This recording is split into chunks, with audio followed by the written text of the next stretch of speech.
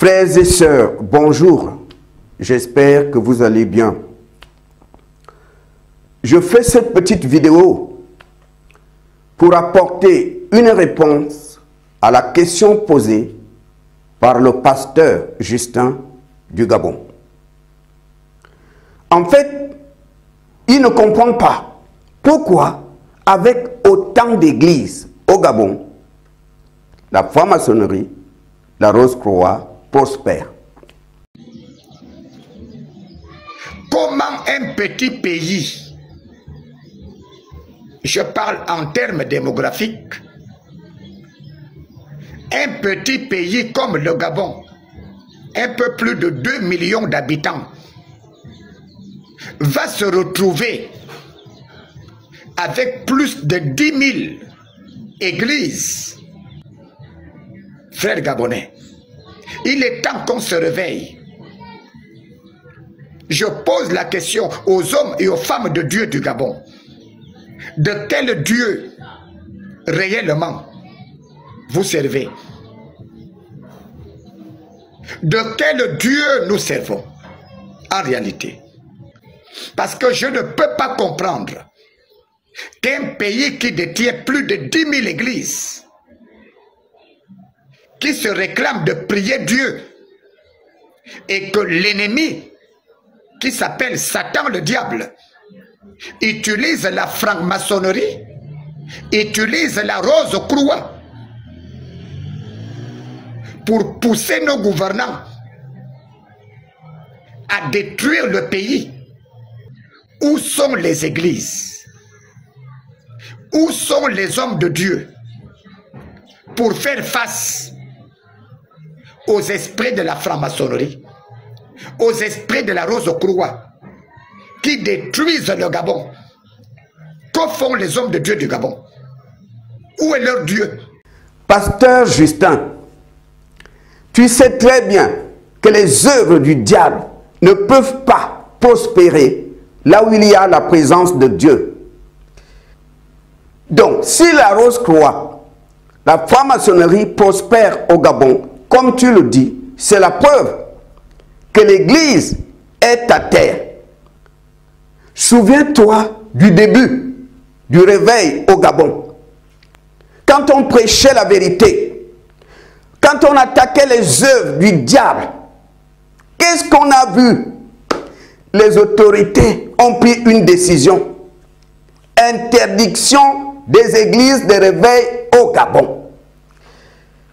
Parce que la présence de Dieu était au Gabon. Parce que des francs-maçons, des Rosicruciens étaient en difficulté. La présence de Dieu était là, obligée de prendre une décision. Interdiction des églises de réveil au Gabon. L'église était debout, la présence de Dieu était au Gabon. Qu'est-ce qu'on voit aujourd'hui? Ces mêmes serviteurs de Dieu que Jésus a utilisés pour le réveil, aujourd'hui, sont la main dans la main avec les francs-maçons. En 1992, je suis allé à la Sablière rendre visite à un oncle qui à l'époque habitait là-bas. J'arrive chez lui. Je tenais ma Bible. Je lui ai dit, tonton, je suis venu te parler de Jésus. Il a dit, quoi? Tu as fait tout ce trajet pour venir me parler de Jésus? Ok, asseyez-vous. On a commencé. Dans la famille, tout le monde savait qu'il est dans les loges. Je lui ai dit, tonton, sans Jésus, après la mort, c'est la géhenne. C'est Jésus seul qui peut pardonner nos péchés. Ah bon? Qui t'a dit ça? C'est ce qu'on vous enseigne dans vos églises? Et tout de suite, il m'a donné des noms des évêques de France qui sont dans des loges. Des évêques du Vatican qui sont dans des sociétés secrètes. Pasteur Justin, c'était chaud au salon. C'était chaud. Il s'est levé. Il m'a dit, mon petit, c'est toi qui peux m'enseigner la Bible? Tu connais la Bible plus que moi? Moi, je peux t'enseigner la Bible. Ce qu'on vous dit là-bas, c'est des histoires. Il m'a regardé. Il m'a dit, ok, Si ce qu'on fait est du diable, comme tu le dis, comment expliquer que vos pasteurs sont avec nous? Si ce qu'on fait est du diable, on vous a dit que ce qu'on fait est du diable. Pourquoi il y a des prêtres au milieu de nous? Pourquoi il y a des évêques? Si c'est du diable, c'est pourquoi moi, je me dis que si des hommes de Dieu viennent ici, c'est la preuve que ce qu'on fait n'est pas mauvais. C'est ce qu'il m'a dit. C'est par lui que j'ai su qu'il y a des pasteurs au Gabon qui fréquentent des loges. Il m'a dit, si ce qu'on fait est du diable, si on ira en enfer, comme on vous le dit dans les églises, pourquoi il y a des pasteurs au milieu de nous? Pourquoi il y a des prêtres? Si c'est du diable, pourquoi? C'est la preuve que ce qu'on fait n'est pas mauvais. Frère Justin, tu ne comprends pas pourquoi la franc-maçonnerie, la Rose-Croix prospère. C'est parce qu'il y a des traîtres dans les églises, des gens qui se font passer pour serviteurs de Dieu, alors qu'ils ont un pied dans les églises, un pied dans les loges. C'est ça le problème. C'est pourquoi la franc-maçonnerie prospère, la Rose-Croix, comme tu le dis. Parce que plusieurs serviteurs de Dieu du Gabon ont tourné leur veste. Ils ont tourné leur veste. Ils sont dans les églises dimanche, mais la nuit, ils sont dans les loges. Beaucoup ont trahi Jésus. Certains aujourd'hui, quand tu regardes bien, portent des chevaliers. Parce qu'ils sont dans des loges. Un homme de Dieu qui attaque les œuvres du diable. Et Kanka, les Templiers, le Rotary Club, les Lions Club, la Rose-Croix, la franc-maçonnerie ne peut pas avoir pour amis ces gens-là. Si aujourd'hui, il y a la paix entre les serviteurs de Dieu du Gabon et les francs-maçons, c'est parce que l'église est tombée. La franc-maçonnerie prospère. La Rose-Croix, c'est parce que la présence de Dieu n'est plus là. Le feu de Dieu n'est plus là. Satan ne persécute plus l'église. C'est pourquoi aujourd'hui, il y a beaucoup de marabouts au Gabon. Beaucoup de marabouts au Gabon. Parce que la présence de Dieu n'est plus là. Parce que le feu de Dieu n'est plus là. C'est l'une des raisons qui fait que la Rose-Croix, la franc-maçonnerie prospère, comme tu l'as constaté. Que Dieu te bénisse. Tu as dit que tu étais aussi franc-maçon. Ouais, eh bien, dans ma carrière dans les forces de l'ordre, j'ai en fait rejoint la confrérie des francs-maçons. Comment es-tu arrivé? Comment tu as abouti là-dedans? Beaucoup de flics sont impliqués dans ça. Vraiment? C'est une chose que je dis que tu ne dois pas faire, mais 95% d'entre eux le font. Quel est l'avantage? Quel est l'objectif principal? Pour moi, si tu me poses la question, je pense que c'était plutôt à cause de l'histoire biblique. Ce qui m'a le plus intrigué, c'est qu'ils m'ont parlé du temple du roi Salomon et du Saint des Saints. J'ai toujours été intrigué par ça. Donc ça existe vraiment les francs-maçons? Oui, c'est une secte, quelque chose qu'il ne faut pas toucher. Je vais te le dire franchement, il y a 3 phases. La première phase est un apprenti. Mais même avant d'arriver à cette phase, il faut que quelqu'un t'en parle. Pour en devenir un, il faut le demander. L'un de mes superviseurs, qui était lieutenant, est venu me voir et m'a demandé « Hé, tu veux rejoindre un club ?»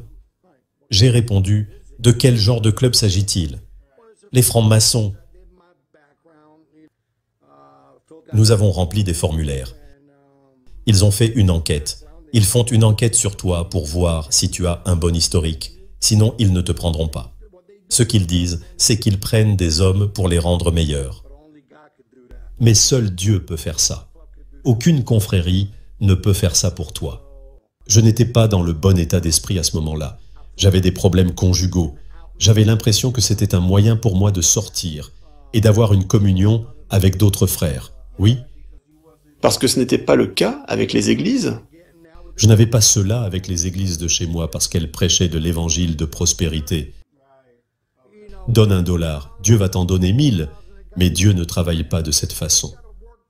Tu dois travailler pour te nourrir. N'attends pas qu'on te donne l'aumône. Alors, combien de temps a duré la première phase? Ce qu'ils font, c'est qu'ils vous amènent au temple. Et ils ont un secrétaire qui est un homme. Nous sommes tous des hommes. Il n'y a pas de femmes francs-maçons ici. Je pense qu'en Europe, ils en ont, mais pas ici. Ou à moins que vous ne soyez de l'Étoile d'Orient, là c'est différent. Mais les francs-maçons bleus, vous savez, la loge bleue, qui est composée de toutes les nationalités et origines différentes de francs-maçons, inclut les différentes religions et sectes, hindous, musulmans, peu importe. Vous pouvez être athée, ils s'en fichent. Vous pouvez être un adorateur du diable. Tu peux y apporter la Bible du diable, la Bible satanique, tu peux prêter serment dessus, ils s'en fichent. Je ne le savais pas, jusqu'à ce que je commence à faire plus de recherches dans quoi je me suis embarqué. Tu es allé très loin? Oh oui, je suis devenu un maître franc-maçon. Le plus haut, c'est le 33e degré, mais tu vois, au 30e et 33e degré, ce qui fait 3, c'est à ce moment-là qu'ils vous divulguent la vérité. Ils t'ont gardé dans l'obscurité pendant toutes ces années, puis une fois que tu commences à gravir les échelons, les rituels et les phases, quand tu montes les rangs avec les degrés. Je ne savais pas tout ça. Parce que lorsque tu as des écailles dans les yeux, tu ne peux pas voir grand-chose. Mais lorsque Dieu les enlève de tes yeux, tu commences à voir qui est qui et pour ce qu'ils sont. J'ai vu les rituels, j'ai vu où ils imitent la scène de te tuer. Quand tu reçois tes maîtrises, ils font une simulation qu'ils te poignardent et qu'ils te tuent comme un volcan tubulaire. Et ils ont un baptême satanique. Ils baptisent dans le sang, dans une baignoire en fonte. Si vous regardez les clips vidéo, comme celle de cette fille nommée Rihanna, il y est fait des sacrifices de sang, il y a un baptême de sang. Tu vois ce que je veux dire? Beaucoup de ces hommes et femmes qui travaillent à Hollywood, beaucoup sont des satanistes. Ils sont tous des satanistes. Et tu sais quoi? N'importe qui peut me dire le contraire, je m'en fiche vraiment, parce que je sais. Certains signes de la main qu'ils font, tu sais que c'est la pyramide, le rocher, tu sais, Jay-Z appelle ça le rocher, c'est une pyramide. Mais dans cette pyramide, il y a 13 paliers. Tu as aussi Baphomet, qui est le dieu des Templiers. Ok, je vais poster l'image comme tu le dis. Je mettrai l'image. C'est un visage de chèvre, avec des cornes, une poitrine de femme, et la moitié inférieure restante d'un homme, puis les pieds d'une chèvre. Donc, ils vénèrent ça. C'est Lucifer. C'est dégoûtant. Ils mangent des matières fécales, ils boivent de l'urine. C'est dégoûtant.